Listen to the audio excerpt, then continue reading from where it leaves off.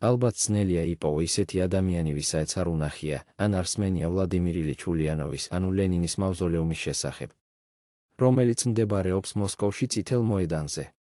თუმცა უმრავლესობა მას დიდ ყურადღებას არ აქცევს და აღიქვავს როგორც ერთგვარ მინი-მუზეუმს, რომელშიც გამოფენილია ბოლშევიკების ბელადის ცვილის ფიგურა. თუმცა რეალურად ლენინის მავზოლეუმი არის ერთ-ერთი ყველაზე იდუმალებით მოცული შენობა ნაგებობა მთელს პოსტ-საბჭოთა სივრცეში. ის კავშირშია არა მარტო პოლიტიკურ იდეოლოგიასთან, არამედ რელიგიასთან, მისტიკასთან და მეცნიერებასთან. და თუ რაში გამიხატება ეს კავშირები ამ ვიდეოდან შეიტყო.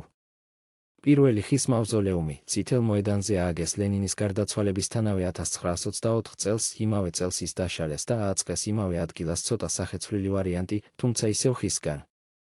ხოლო საბოლოო ქვის ვარიანტი ააშენეს 1930 წელს. სამივე ვარიანტის არქიტექტორები იყვნენ ისააკ ფრანგი და ალექსეი შვევი. მავზოლეუმში არის დაცული სპეციალური მიკროკლიმატი, რათა არ დაზიანდეს ლენინის ნეშტი, რომელიც უამრავი მითქმა მოთქმის მიუხედავად ნამდვილზე ნამდვილია. ლენინის ნეშტს ემსახურება საკმაოდ დიდი პერსონალი, მათ შორის რამოდენიმე ექიმი, ისინი 24 საათი მორიგეობენ ბოლშევიკების ბელადის აკლდამაში. როდესაც 1941 წელს მოსკოვის მისადგომებს მესამე რეიხის ჯარები მიადგა. ბოლშევიკებმა სასწრაფო წესით ლენინის მუმიის ქალაქ ტიუმენში ევაკუაცია მოახდინეს, მას იქაც ჩაყვა თავისი ექიმების შტატი და მისთვის ტიუმენის სასოფლო ინსტიტუტში იყო მოწყობილი ოთახი მიკროკლიმატით.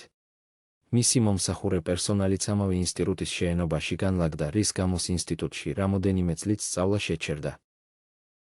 ომის დასრულებისთანავე 1945 წელს ლენინი ისევ მოსკოვში, მავზოლეუმში დააბრუნეს.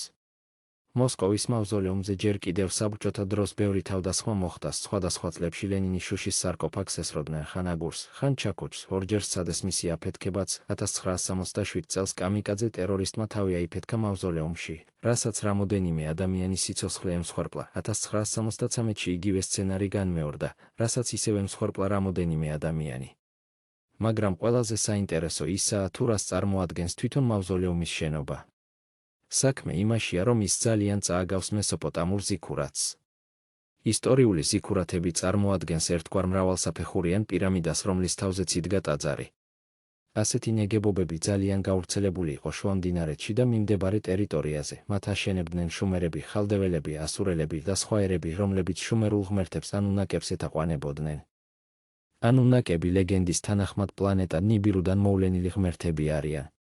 ზიქურათი ვიზუალურად პირამიდას გავს, განსაკუთრებით მექსიკურ პირამიდას, მაგრამ მას აქვს სხვა ორიენტაცია სივრცეში. ზიქურათის კუთხეები მიმართულია ჰორიზონტის მხარეებისკენ და გვაჩვენებს ჩრდილოეთის, სამხრეთის, აღმოსავლეთს და დასავლეთს. მავზოლეუმიც ზუსტად მასია ორიენტირებული, ხოლო არც ერთი პირამიდა ასე ორიენტირებული არაა.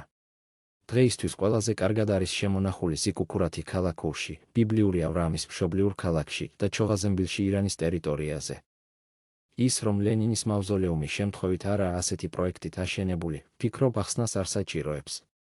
მავზოლეუმის პროექტი უმაღლეს ეშელონებში დაამტკიცეს და ამ საკითხში ყველა დარგის სპეციალისტი იყო ჩართული, ასეთ დროს შემთხვევითობის ფაქტორი შეგვიძლია გამოვრიცხოთ. მაგრამ რატომ ააშენეს მისთვის ასეთი აკლდამა? რა კავშირია ბოლშევიკ ლენინსა და ანუნაკებს შორის? რატომ გრძელდება ეს უცნაური პროექტი კომუნიზმის დამარცხების შემდეგაც? ამ კითხვებზე პასუხის გაცემა თქვენთვის მომინდვია. თუ მოგეწონა ეს ვიდეო, გაუზიარე მეგობრებს. ასევე შეგიძლია გამოიწეროთ ჩვენი არხი, რათა არ გამოტოვო ახალი ვიდეოების გამოსვლა.